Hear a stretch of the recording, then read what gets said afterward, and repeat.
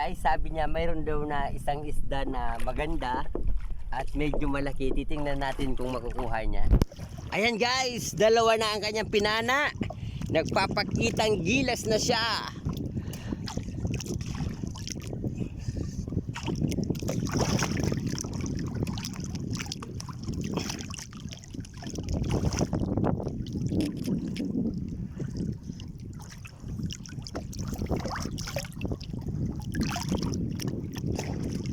Ano ba? Bawa.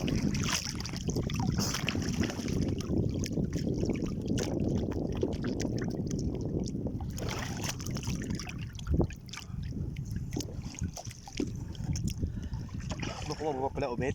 Aroan? Para ka. Ayan. May lapu-lapu siyang nakuha. Ayan guys.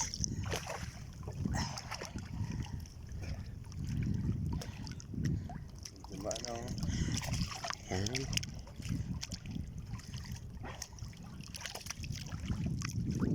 Ayan na. Wow! Magic!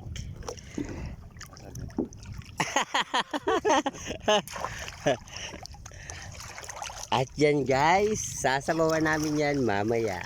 Abangan!